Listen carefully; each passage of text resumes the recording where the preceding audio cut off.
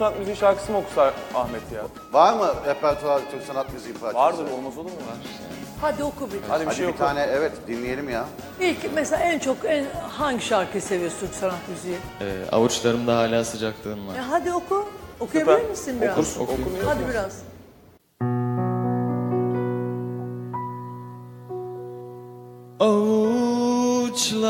Avuçlarımda hala sıcaklığın, sıcaklığın,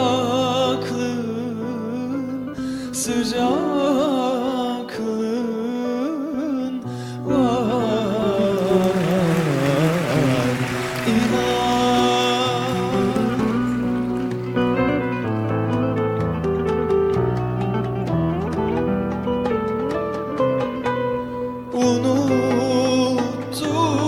Unuttum deseydim yalan, yalan, yalan, billahi yalan.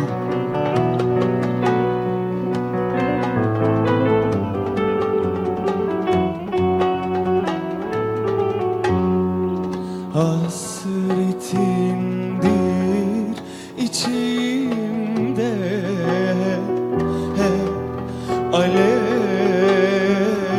hep alev, hep alev, alev yanar.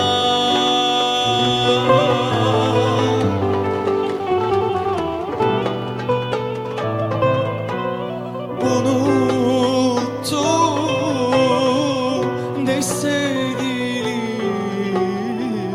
yalan, yalan, yalan,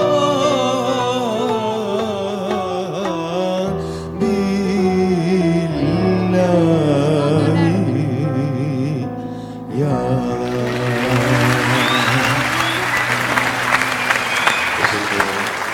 Ya Buna vurgunu dönerdim. biliyor musun? Vurgu. Dönerdim. Evet, Beraber söyleyelim mi? söyleyelim.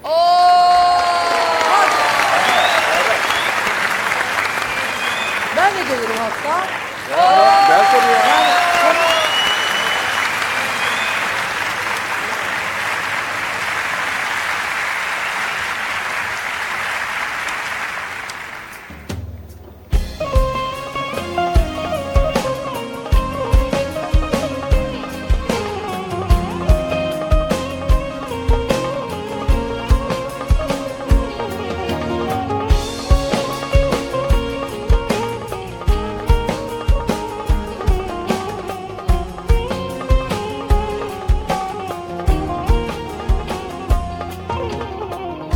Gözlerim uykuyla barıştı sanma. Sen gittin gideli dargın sayılır. Gözlerim uykuyla barıştı sanma. Sen gittin gideli dargın sayılır. Ben de bir zamanlar sevildim ama seninki düpedüz vurgun sayılır.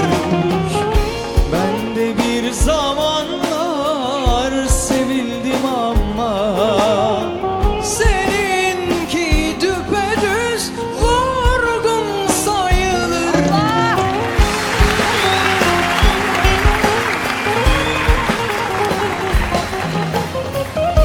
Ne kadar zulmetsen ah etmem sana. Her iki cihanda gül kana kana.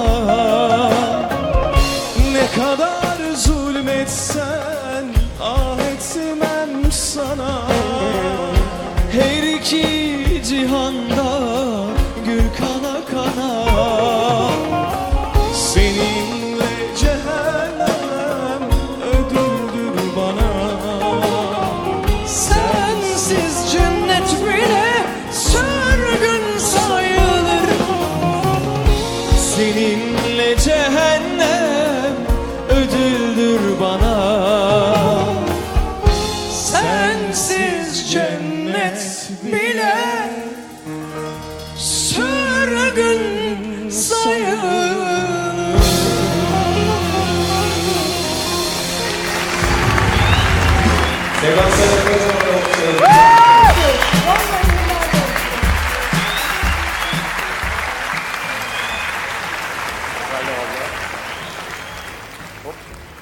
Ağzınıza sağlık.